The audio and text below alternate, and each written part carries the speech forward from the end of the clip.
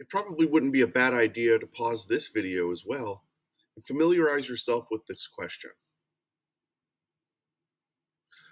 So it's clear that this piecewise function is going to have two main parts. We're going to have the part of the problem or the part of the scenario where the recent tech startup is losing money, and then the section of the graph or the function where it's making money. We know we want to call our function b. We want that to be a function of x, the number of months that the company has been in operation. We write the two parts separately. And for the first section where they're losing money, we understand that that loss is happening over the course of 4 years. Now, we recognize right off the bat that there is a small discrepancy between the $15,000 a month and the 4 years. We want to rectify that somehow. Since we're losing that money every month, it makes sense to work with the smaller unit of time than the larger unit. Sure, we could expand that $15,000 so that it's happening over the course of a year, 15,000 times 12.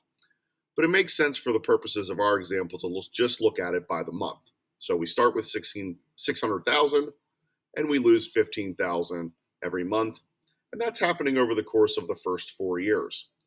Now we want that to occur only up until the end of that fourth year. Since we've established that X is the number of months that we're going to be in business, or that this company has been in business, then we need to make sure we run the first part of the piecewise function all the way up to 48 to account for the fact that those 4 years each have 12 months in them for a grand total of 48 months.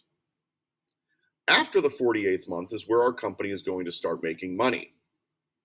We do not want them to make any money until after that 48th month. So sure, we're going to have them make $5,000 a month, but that's not going to happen until that 48th month has gone by. Once that 48th month has gone by, they start making $5,000 a month. But we need to account for the fact that over the course of the beginning of the business, they lost all of that money. So we established that they lost $15,000 a year, or excuse me, $15,000 a month. And that happened for a grand total of 48 months. So every one of those 48 months, it was lost 15,000, lost 15,000, lost 15,000. It's unlikely that they lost exactly 15,000 every month. That's why we throw this word average in here. Same thing with the 5,000. But we understand that over the long term, those averages would all balance each other out, and we'd end up with about $15,000 of loss per month. Multiplying 15,000 by 48, we get a grand total loss of 720,000. But the difference between this question and questions that we've worked with in the past where we wanted to establish a starting amount was that and a starting amount for the second part of the piecewise, is that we had a starting amount for the first part of the piecewise. We were starting our work with $600,000. So from that $600,000, they lost an additional $720,000. So in order for this second part of the piecewise function to operate correctly, we need to account for the fact that our $600,000 initial deposit has been diminished to $720,000 less than that. So we're going to follow our 5,000 times x minus 48 with $120,000 to demonstrate the fact that we've lost from that 600,000 an additional 120,000. Here we have the graphical version of our tech startup business. We see that we start at 600,000 right here, and we experience steady decline in money available from that initial investment. In reality, that would probably be more of a jagged line, but we did average out the losses to 15,000 for each of those first 48 months. So that's where we get the steady look, even though that's probably realistically not going to happen. You can see here at this very bottoming out point, this is where the two graphs meet, or the two parts of the graphs meet.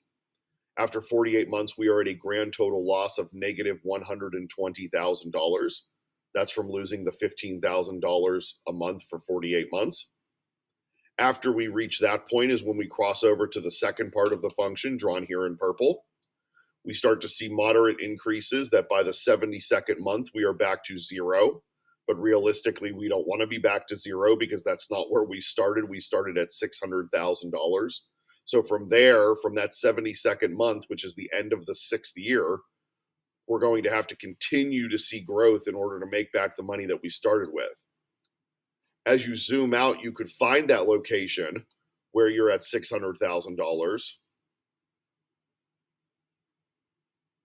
After 192 months, we've made back the money that we started with, and only after that 192nd month are we experience any kind of profit from where we started. If we want to think about the domain and range of both of these graphs, the domain obviously is going to stay above zero. It doesn't make sense for us to think about the negative months that this company has been in operation. But based on the way this is drawn, we can envision a scenario where this business stays open in perpetuity. It stays open and keeps making $5,000 a month. The range, it's fairly clear that we have a bottom point, that lowest point for the business where they were down a collective negative $120,000. But again, if we imagine that our company is going to stay open forever, we can envision a scenario where the range, the money that they have available, will continue to grow thanks to that $5,000 increase every month.